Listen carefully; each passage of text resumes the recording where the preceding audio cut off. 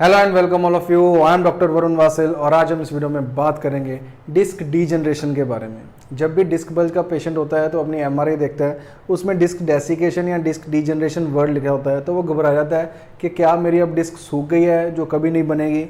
तो ऐसी काफ़ी मिसकंसेप्शंस होती हैं लोगों को और ये उनके जो डर होता है ये उनको ठीक नहीं होने देता, क्योंकि काफ़ी सोचते रहते हैं कि मेरा कुशन कम हो गया, अब मेरे स्पाइन पे ज़्यादा लोड आएगा, तो ऐसी चीज़ें उनके मन में चलती रहती हैं। मैं आपको ऐसे 2-3 ऐसे पॉइंट बताऊंगा जिससे आपको क्लियर हो जाएगा कि डिस्क डीजनरेशन होना कोई बड़ी बात नहीं है, बड़ा नॉर्मल प्रोसेस है और इससे हमारी जो फ्यूचर है या जो हमारी लाइफ है वो इजीली सारे काम आप कर सकते हो। ऐसा कोई मनाही नहीं है कि फ्यूचर में मैं ये नहीं कर सकता, फ्यूचर में मैं वो भी नहीं कर पाऊंगा, मैं खेल नहीं पाऊंगा। ये ऐसी जो धारणा होती है लोगों में, पेशेंट्स में, वो बिल्कुल गलत है।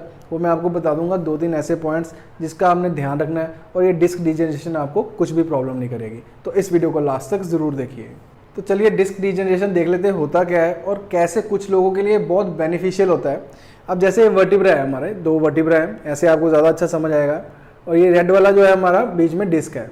तो जब हमारे एज ज़्यादा मतलब कम होती है, यंग एडल्ट होते हैं, तो इस तरह से डिस्क जो है वो काफ़ी कुशन्ड होती है। और जब हम रात को सोते हैं, हमारा अनलोडिंग फेज़ होता है, जब हमारी स्पाइन पे वेट नहीं आया होता, तो भी ये जो डिस्क है कि काफ़ी जो फ्लूइड होती है, जो लिक्विड होता है, उसको एब्जॉर्ब, वाटर को एब्जॉर्ब करके रखती है, जिससे ये फूल जाती है। तो इस तरह से सुबह सुबह ऐसे होते हैं, जब वेट बढ़ता रहता है तो डिस्क में से वाटर स्क्वीज आउट होता रहता है हल्का हल्का, तो ये ऐसे शेप ले लेती है। अब हर डिस्क ने L4, L5, L5S1 या लंबर स्पाइन, अब लंबर स्पाइन की बात हम इसलिए ज़्यादा करते हैं क्योंकि ज़्यादा मूवमेंट यहाँ पे होती है और डिस्क बल्ज भी ज़्यादा L4, L5, L5S1 के देखे गए हैं। अब आजकल कईयों को L1, L2, L2, L3 की भी डिस्क डीजनरेशन ज़्यादा होने लग पड़ी है क्योंकि उनकी सिटिंग ज़्यादा है। तो ज़्यादा सिटिंग है मतलब लोड ज़्यादा है स्पाइन पे। तो ये हमारे 2 हैं स्पाइनस प्रोसेस। ये जो आपको बाहर दिख रहे हैं, ये जो कप के हमारे हैंडल हैं, इसको हम कहते हैं स्पाइनस प्रोसेस। मतलब स्पाइनस प्रोसेस है, एक कप में मैं आपको इस तरह से बता रहा हूँ। तो इस तरह ये कुशन लिया हुआ है। जब डिस्क निकल जाती है, डिस्क बल्ज हो जाता है, तो उसमें से जो वाटर है वो स्क्वीज आउट हो जाता है एनुलर टीयर, एनुलर रिंग्स को तोड़ के, फिर प्रोट्रूजन हो जाती है। तो जब वाटर निकल जाता है तो उसमें जो स्क्वीज हो जाता है वो इस तरह से डिस्क जो है वो डीजनरेट हो जाती है। इस तरह से उसकी जो स्पेस है वो कम हो जाती है। अब मान लीजिए इतनी स्पेस ली थी, अब जब डिस्क निकल गई, अब डिस्क निकलेगी, जैसे हमारा ब्लड निकलता है और वो सूख जाता है, इसी तरह डिस्क का भी एक हीलिंग प्रोसेस होता है। जब डिस्क निकलती है या वाटर उसका साथ स्क्वीज आउट होता है तो एक जगह पे आके वो जख्म बन जाता है, वो सूख जाता है। अब सूखा हुआ डिस्क, वाटर तो निकल गया, जितना वाटर निकला उसने डिस्क को डीजनरेट कर दिया। अब जब वो इस तरह से स्क्वीज आउट हो गया और उसकी स्पेस कम हो गई, तो होता क्या है, हमारे जो वर्टिब्रा के पीछे फेसेट जॉइंट होता है वहां पे स्ट्रेस आना शुरू हो जाता है। तो अब बात आती है कि आप कह रहे हो कि ये बेनिफिशियल कैसे हुआ। अब बेनिफिशियल उन लोगों के लिए हुआ अगर ये वाटर जो निकला है, जो हमारा लिक्विड निकला है, वो पीछे पड़ी जो नर्व है उसको टच करता है। जो डिस्क है तो एक वो लिक्विड फॉर्म है ना, जब वो उसको टच करता है तो उसमें इतना प्रेशर होता है कि नर्व को वो ज़्यादा स्क्वीज कर सकता है, प्रेस कर सकता है, कंप्रेशन कर सकता है। पर जब यही डिस्क जो है वो डीजनरेट हो जाती है, वाटर सूख जाता है, तो नर्व को वो टच नहीं कर पाता, श्रिंक हो जाता है। जब वो टच नहीं कर पाता और उसमें इतनी ताकत नहीं होती कि वो नर्व को प्रेस कर सके। जब उसमें वाटर होगा तब उसमें इतना प्रेशर होता है, इतनी पावर होती है कि वो नर्व को प्रेस कर सके। पर जब वो वाटर कंटेंट नहीं है, फ्लूइड नहीं है, एक सूखे पत्ते की तरह वो लटक रहा है, डिस्क डीजनरेशन इसी प्रोसेस का नाम है कि वो जो वाटर निकला था वो अब आपका जख्म बन गया, सूख गया है, वो डीजनरेट हो गया। अब वो डीजनरेशन जो है वो हेल्पफुल हमारे लिए हो जाती है क्योंकि वो नर्व को प्रेस नहीं कर सकती, क्योंकि प्रेस तब तक करेगा जब तक वो वाटर कंटेंट है या उसमें वाटर आता है। In the mean time patient heal होना शुरू हो जाता है। तो ये तो होगी यंग पेशेंट्स में जो डिस्क बल्ज होता है उसकी डीजनरेशन, डेसिकेशन, ये हो गई उसकी बात।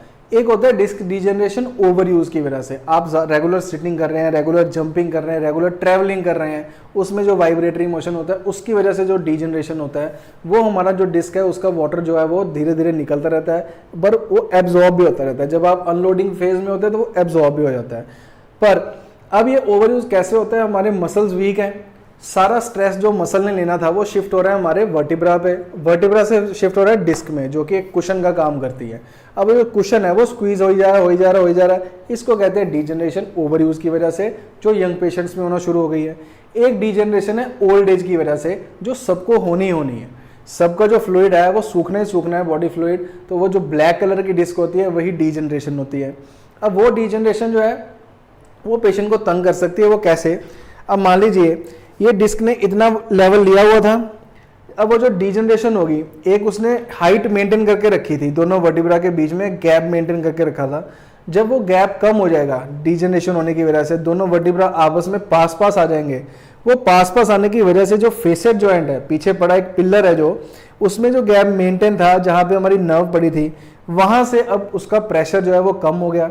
अब उसने जो उसकी हाइट थी वो कम हो जाएगी, वो स्क्वीज हो जाएगी। जब वो कम हो जाएगी तो फेसेट जॉइंट पे प्रेशर आएगा, जिसको हम फेसेट आर्थ्रोपैथी भी बोलते हैं। ये कई बार यंग पेशेंट्स में भी देखा गया है जिनकी डिस्क डीजनरेशन ज़्यादा हो जाती है।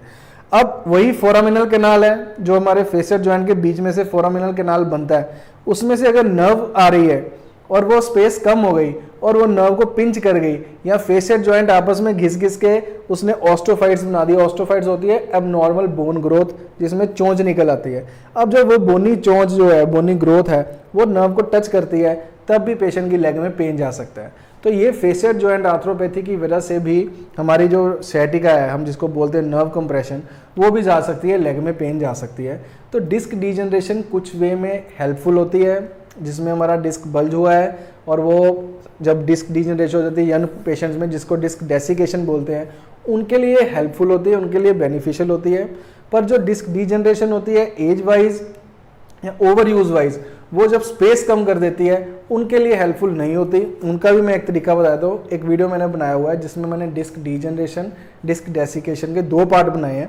उसमें मैंने एक्सरसाइज बताई है, वो एक्सरसाइज ज़रूर करिए। वो एक्सरसाइज करने से, उसका लिंक डिस्क्रिप्शन में होगा, वहाँ जाके ज़रूर देख लेना। एक्सरसाइज करने से आपके मसल्स अच्छे होंगे, मसल्स अच्छे होंगे तो वो अपना अपना वेट ले लेंगे, जिससे हमारा स्ट्रेस जो है वो ना फेसेट जॉइंट पे पड़ेगा, ना ही हमारी डिस्क्स पे पड़ेगा। तो ये आपने ध्यान ज़रूर रखना है।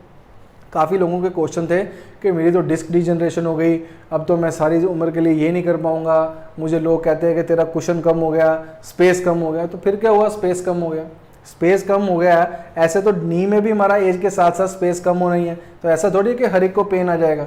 आप सारे काम कर सकते हैं, अपनी एक्टिविटीज़ को उस हिसाब से करिए। अगर आपका ज़्यादा जर्की काम है, ज़्यादा खेलने कूदने का काम है, तो अपने मसल्स को भी उस हिसाब से डेवलप कीजिए। प्रॉब्लम तब आती है जब एक्सरसाइज इस लेवल की है, बिलो लेवल की, और काम हमारा इतने लेवल का है। ये जो मेंटेनेंस है ना, ये हमारा जो बैलेंस नहीं बना पाता, ये डिफरेंस है, इसको कम कीजिए। अगर इस लेवल पे जाना है तो एक्सरसाइज इस लेवल पे कर लीजिए, तभी आप अपने आप को कामयाब कर सकते हैं। स्पोर्ट्स एक्टिविटीज़ में, जिम में, जो भी आप करना चाहते हैं फ्यूचर में, वो कर सकते हैं। तो इस वीडियो को ज़्यादा से ज़्यादा लाइक कीजिए, शेयर कीजिए। उम्मीद